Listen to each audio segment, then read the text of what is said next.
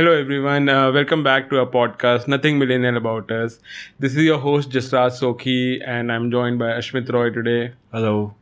So today we are going to discuss a very important topic that just took place and it's about the amendment to the RTI Act. And unfortunately, the reason we also want to pick up this topic is because I feel that the media has not given enough attention to this topic, and there are a lot of things that have the consequence of this bill that was also just passed by Lok Sabha and Rajya Sabha. So it's going to be the amendment is going to take place, and there's a much larger impact that this bill is going to have, and many people don't seem to have given enough attention to this. So I think we felt that we should talk about this, and at least people who are listening to our podcast would have more awareness about this topic.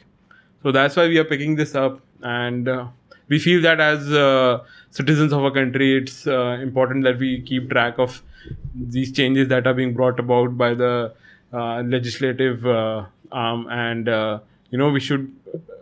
I mean, it's too late for this one because it's already passed. But at least in the future, if such things take place, we should be more aware, and possibly, if we don't find them to be good for our democracy, we should try to oppose them. This is the sad part कि probably people are paying more attention to the news.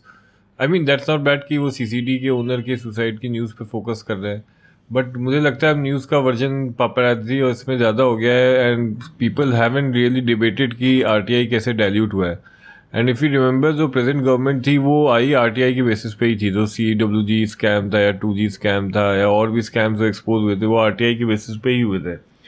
And funny part is that after winning election on the basis of anti-corruption movement and the whole transparency thing, जो ये present amendment है RTI Act का, ये basically उसी चीज़ को dilute कर रहा है. And this is nothing new. जो भी ऐसा कई सारे countries में हुआ है जहाँ पे एक authoritarian government को किसी opposition regime ने हराया, एंड बट वो अपोजिशन रजीम आके खुद वो चीज़ करने लगी जो प्रीवियस गवर्नमेंट कर रही थी. सो बेसिकली अब RTI इस गवर्नमेंट के लिए भी डेंजरस हो सकता है और एक अपोजिशन को टूल मिल सकता है जो उनकी मतलब नेगेटिव पॉइंट्स को एक्सपोज करने का. सो जो प्रेजेंट अमेंडमेंट्स हैं इससे बेसिकली ये RTI को एक टूथलेस बॉडी बनाना चाहते हैं, just like another regular government department जो नॉट ये नहीं कह सकते कि सिर्फ नेम सेक के लिए काम करेगा, बट प्रोबेबली इतने डीप इन्वेस्टिगेशन नहीं करेगा. एक प्रिलिमिनरी सरफेस पे शायद RTI को एक्सेप्ट करके उस पर एक्शन होगा, बट जो मेजर इम्पैक्ट वाली चीज़ें थी वो नहीं होगी. राइट. एंड थोड़ा मैं कंटेक्स्ट भी देना चाहता हूँ. तो बेसिकली जैसे RTI बिल था वो 2005 में पास हुआ था, और बेसिकली RTI की जो उसमें प्रोविजंस है कि all three arms of our government are any citizen can raise request for information about the activities of the three arms, whether it's the legislature or the executive, and ask them information about their finances and the actions they have taken or their records. And in that sense, it is a very powerful bill and right to information. And many people might think that it is not being used that much, because even I was surprised by the number of requests that people have filed. So I checked, and apparently like every year 4 to 6 million people file requests for information under this act. And it is used for a variety of things, like people whose pension might be stuck, or whose application for like a house loan might be stuck. So all of these regular things that affect the people, that affect the lives of common people, they are using it to get information about it. And in many cases it has led to a lot of changes also, as Ashmit was just mentioning, that the BJP government itself used it to expose information about the Commonwealth Games and all this corruption and 2G scam and all that.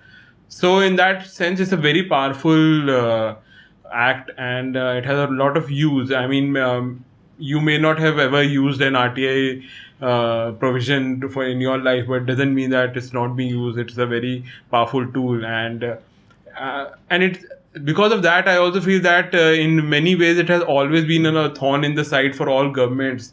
And I was just reading about it that all governments have in some way tried to amend the bill in some way, in multiple ways. And in fact, the first bill that was supposed to amend the RTI Act was filed just 6 months after the bill was originally passed. So all governments have in some ways tried to suppress the bill, and they have tried to not reveal the information that people are asking for. And just not the government, even the court system, the judiciary has also been in many cases resistant to giving out information about under this RTI Act. So yeah, just the fact that the whole government system is afraid of this act also shows how powerful and how important it is.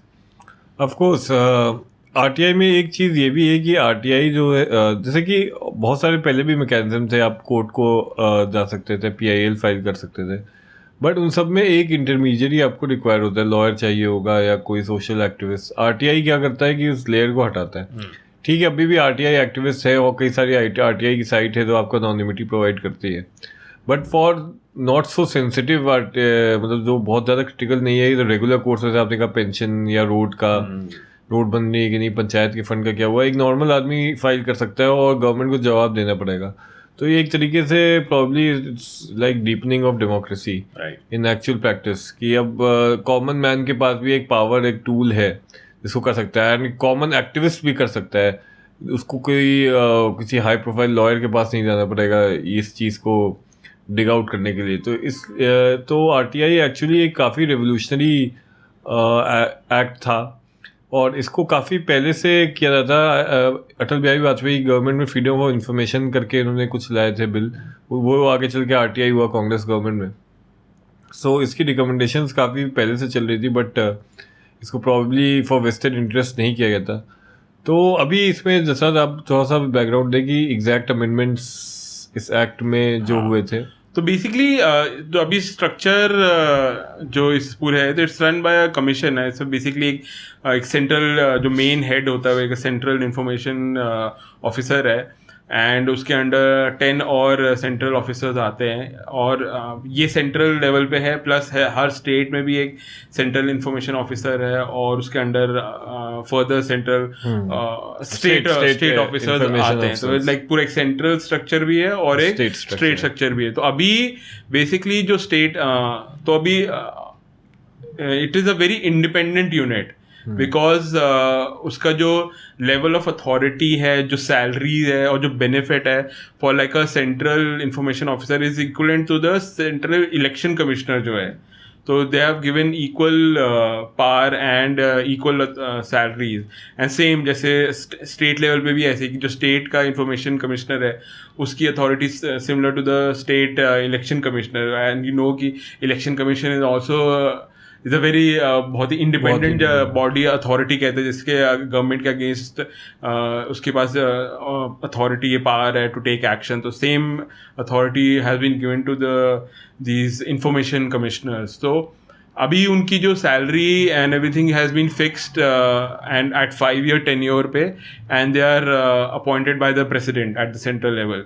So they are mostly free of any sort of interference by the central government or the state government. They have a lot of independent authority. But अब ये जो act है जो पास भी हो चुका है, तो it's already under in force है, कि basically जो central government है that will decide the tenure, the salaries and the benefits of both the state information commissioner and also the state level पे.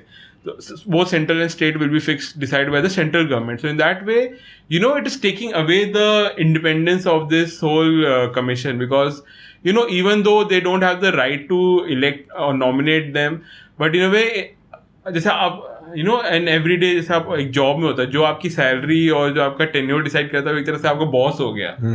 तो अगर मान ले, मतलब कई कई लोग जो कह रहे हैं कि ये एक्ट इतनी हार्मफुल नहीं है एंड लोग बहुत बड़ी बात उठा रहे हैं छोटी से, बट जस्ट द फैक्ट कि उनकी सैलरी कौन डिसाइड करेगा, उनका tenure, that gives the central government authority over these people. And इस पूरे कमीशन का जो पूरा बेसिस इसी बात पे है कि it is completely independent and no one has authority over them. If अगर सेंट्रल गवर्नमेंट आके उनके ऊपर अपने रूल्स, अपने रेगुलेशन सेट करने लगी, तो obviously they will become answerable to central government in the sense that they will be their boss. So अपने बॉस को इन्वेस्टिगेट कैसे करेंगे? सो बेसिक पर्पज ही जो प्रॉब्ली जैसे सीबीआई है, सीबीआई शायद ही किसी सेंट्रल गवर्नमेंट के ऑफिसर को या मिनिस्टर को या प्रो यूनियन गवर्नमेंट की जो पार्टी है उसको इन्वेस्टिगेट करती है।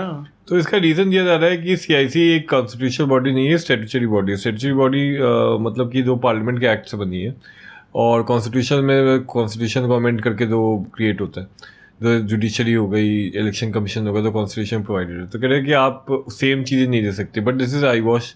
लोकपाल और सीवीसी दोनों को कॉन्स्टिट्यूशन स्टेटस के बॉडीज़ के बराबर का स्टेटस दिया गया है। तो अगर आप रियली एक आप स्पिरिट में जाना चाहते हैं कि किसी चीज़ के, तो ऑब्वियसली ये फंडामेंटल राइट है, राइट टू एक्सप्रेशन, उसको सेफगार्ड करता है। तो अगर आप फंडामेंटल राइट को सेफगार्ड करने वाली कोई बॉडी है, तो आप क्यों नहीं उसको प्रोटेक्शन देंगे?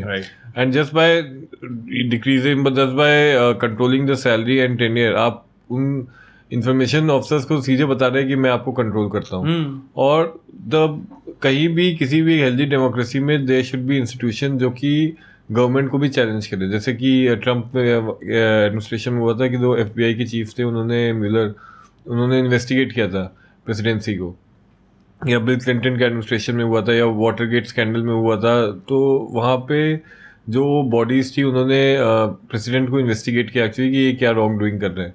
तो इंडिया में खैर जहाँ लोकपाल तो ऑफिशियली पावरफुल बनाया गया था, बट जो अदर बॉडीज लाइक सीबीआई हो गई, या आप जैसे इंफॉर्मेशन कमिश्नर हो गया, तो आप उसी को ही मेम कर रहे हैं।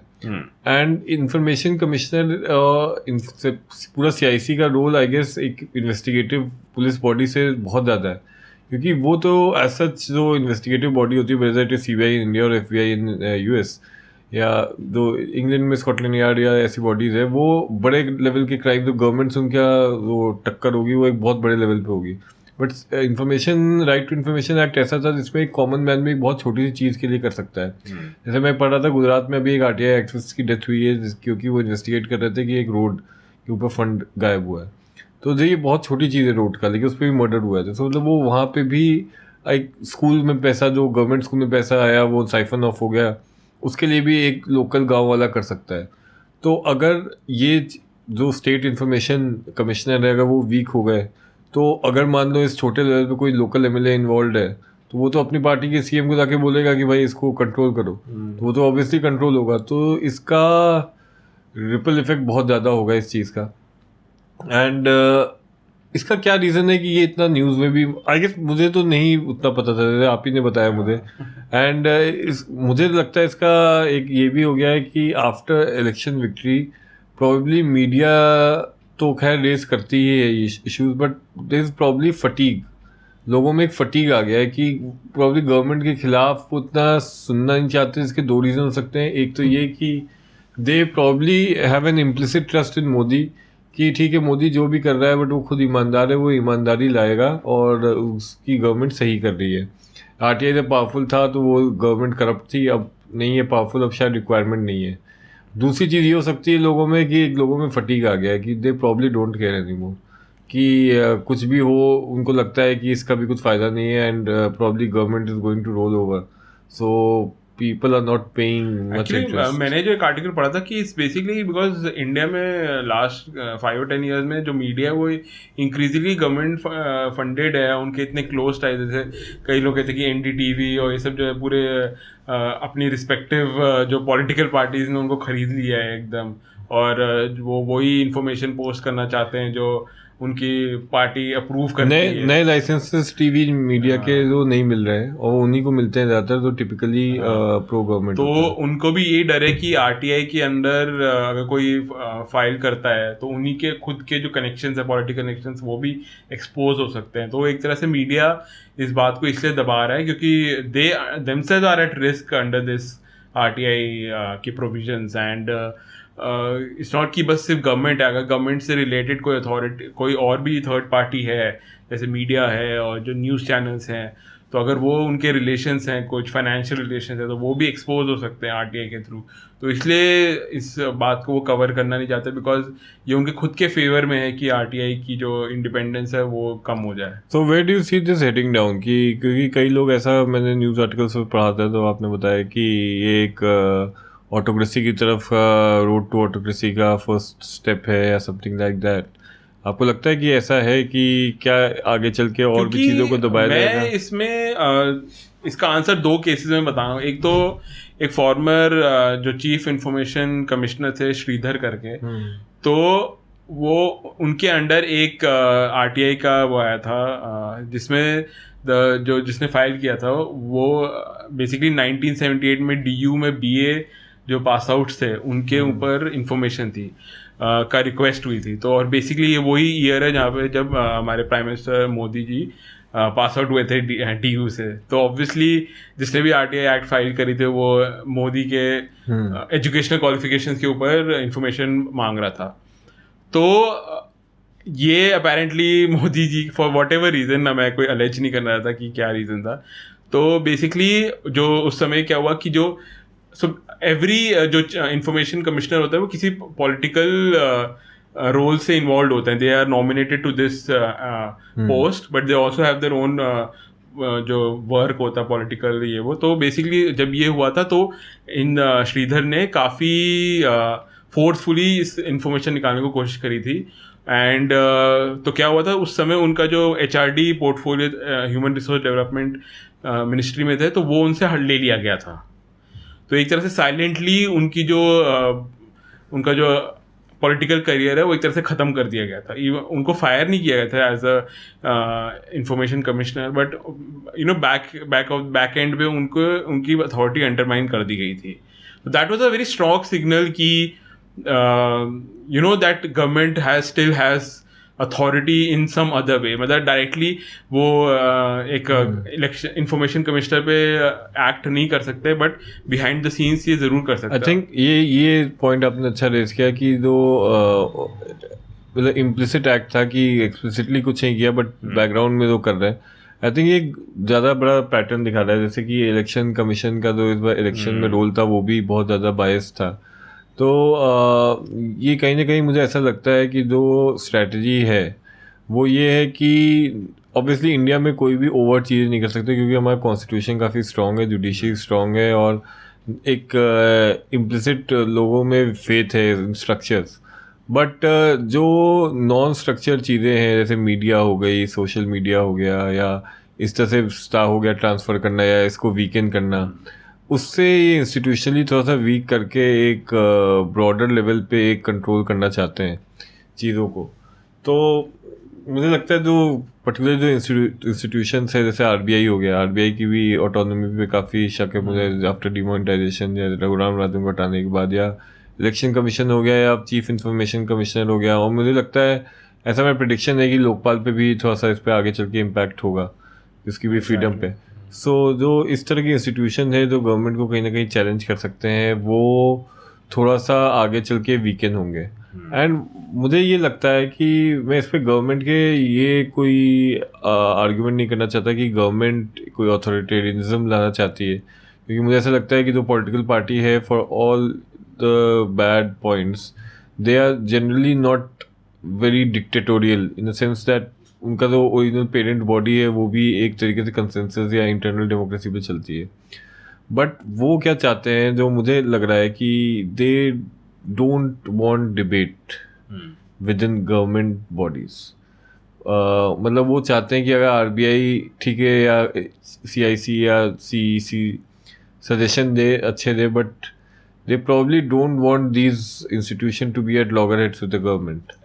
सो ये एक उनके अंदर मुझे लगता है जो करंट लीडरशिप है गवर्नमेंट की, उनके अंदर ये एक बात आ गई है कि वो dissent within government institutions नहीं सुन सकते। एंड बहुत सारी चीज़ें हो रही है, लेटरल एंट्री हो रही है ब्यूरोक्रेसी में, which is good in the sense that obviously corporate में होती है, बट उसके में एक ये भी बात आ सकती है कि प्रॉब्ली ब्यूरोक्रेसी एक सॉलिड ब्लॉक होता है जो कि कंटिन्यूटी दिखाता है एडमिनिस्ट्रेशन में for all the values we have, और उसको भी थोड़ा सा डिमिनिश करने की कोशिश की जा रही by hiring private sector consultant. अब एक प्राइवेट सेक्टर कंसल्टेंट का मे बी ही इज़ एफिशिएंट, बट क्या उसका वही कमिटमेंट होगा to the backward section of societies, या दो प्रिविलेज नहीं है सोसाइटीज़ के, क्या वो फोकस होगा उनका, या सिर्फ एफिशिएंसी और प्रॉफिट और वो फोकस होगा. तो गवर्नमेंट और एक नॉन प्रॉफिट सेक्टर में एक अलग लेवल ऑफ ओरिएंटेशन चाहिए.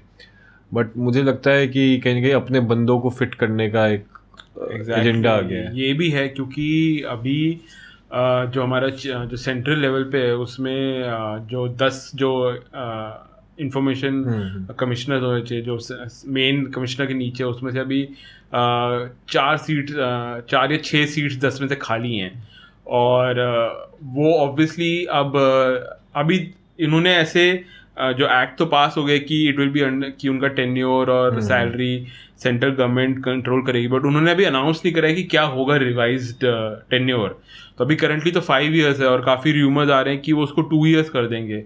और उनके जो कुछ रिप्रेजेंटेटिव हैं गवर्नमेंट के, वो कह रहे हैं कि नहीं, हम 2 years नहीं करना चाहते, we are just normalising it, कि हम उसमें ये लूप होल था वो उसको हम क्लोज करना चाहते हैं कि 5 year कोई चेंज नहीं कर सकता टेन. बट प्रॉब्लम ये है ना कि when you give them the authority in a political system, invariably वो कभी ना कभी उसको मिसयूज करेंगे, क्योंकि उनके पास एक बार अथॉरिटी आ गई. तो अगर मान ले कि कोई ऐसा नेक्स्ट जो इंफॉर्मेशन कमिश्नर आता है जो बहुत ही गवर्नमेंट के अगेंस्ट क्या प्रोब करने को रेडी है और इन्फॉर्मेशन निकालना चाहता है, तो they can quickly adjust his tenure. अगर वो 2 साल था तो उसको 1 साल करके उसको चेंज कर सकते हैं. दे कैन मेक श्योर कि जो कमिश्नर है वो जल्दी निकल जाए. तो it gives them the flexibility and the authority कि फ्यूचर में कभी भी कुछ एक्शन लेना चाहें वो ले सकते हैं. अभी शायद मे बी वो ऐसे कोई चेंजेस ना करें, but just in the hand they have the authority, तो उसको फ्यूचर में कुछ भी करना. एंड आई थिंक गवर्नमेंट कुछ भी काम ऐसे ही नहीं करती जैसे ये लोग कह रहे हैं कि मतलब government least path of resistance पे काम करते हैं. कोई ऐसा एक्ट है जिसके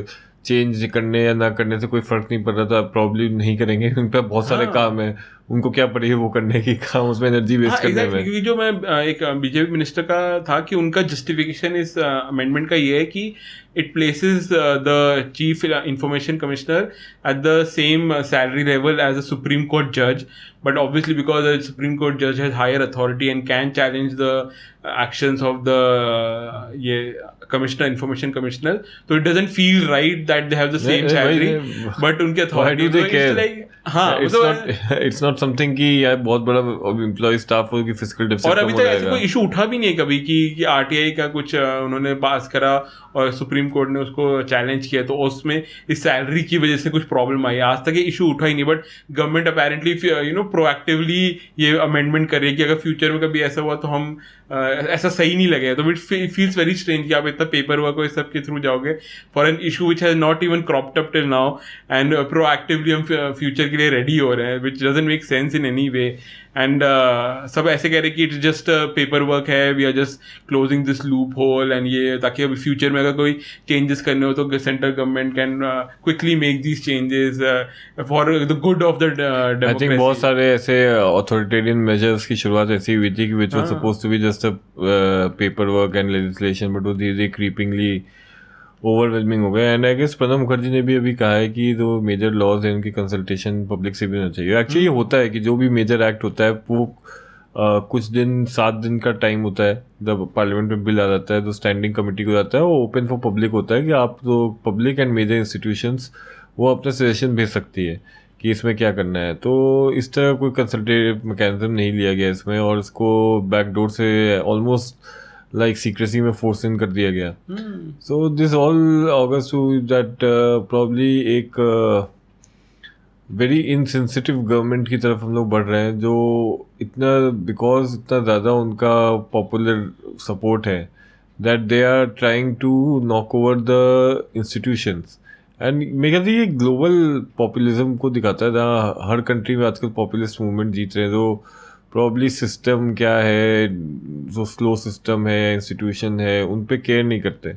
और मेरे ख्याल से लोग भी जो सपोर्ट कर रहे हैं वो प्रॉब्ली अब डिसएंचांटेड हो गए हैं the old way of democracy की इंस्टीट्यूशन है, probably people don't trust that anymore. People trust that कि एक आदमी है या एक पार्टी है जो ईमानदार है, और हम उस पर ट्रस्ट करते rather than इंस्टीट्यूशन जो कि सिस्टम को बनाता है. तो ये एक वही पॉपुलिस्ट ट्रेंड है जो हर कंट्री में देखा जा रहा है कि faith on an individual is more than faith on system. Right. So this is very dangerous, I guess, in future. And danger एक और सेंस में because the bill got passed so fast. I mean जो RTI activist है उन्होंने काफ़ी protest किया था ये वो, बट क्योंकि ऑब्वियसली लोकसभा में तो पास होना गारंटीड था क्योंकि बीजेपी की मेजोरिटी है, बट कई लोगों ने होप किया था कि एटलीस्ट राज्यसभा उसको अपोज करेगी, उसमें कुछ चेंजेस मांगे, बट वहाँ पे भी क्योंकि जो कुछ अपोजिशन पार्टी थी उन्होंने बीजेपी का साइड ले लिया, तो BJP even without having the majority उन्होंने 3 दिन के अंदर ये बिल पास करवा दिया राज्यसभा में. और जो ऑपोजिशन थी उसने बहुत लोकसभा और राज्यसभा दोनों में वॉकआउट करा, बट उसके बाद भी ऑब्वियसली की मेजोरिटी की वजह से बिल इमीडिएटली पास हो गया, which is very big concern कि अगर इतना एक इम्पॉर्टेंट अमेंडमेंट इतना क्विकली बिना डिबेट और बिना किसी ऑपोजिशन के स्ट्रेट वे पास हो गया, और आई मीन नेक्स्ट 5 ईयर्स जो है उसमें ऐसे पता नहीं कितने बिल अगर वो चाहे तो निकाल सकते हैं. क्वालिटी ऑफ लेजिस्लेचर भी बहुत गिर गया है, बिकॉज मुझे जो पढ़ता हूँ जो हिस्ट्री बुक्स में कि नेहरू के टाइम में 2/3 मेजोरिटी के साथ कांग्रेस जीतती थी, बट फिर भी ऑपोजिशन के पास इतना एमिनेशन होता था कि वो गवर्नमेंट को कई सारे बिल्स पे हरा तो नहीं सकते थे, बट एटलीस्ट अपने पॉइंट रखते थे. बहुत सारे अच्छे पार्लियामेंटेरियन जैसे सोशलिस्ट थे, राम मनोहर लोहिया या अटल बिहारी वाजपेयी, उन्होंने काफ़ी नेहरू को अपोज किया था कई पॉइंट्स पे, और काफ़ी तारीफ भी करते थे. एंड इवन कांग्रेस के मेंबर्स भी कई बार गवर्नमेंट का अपोज करते थे.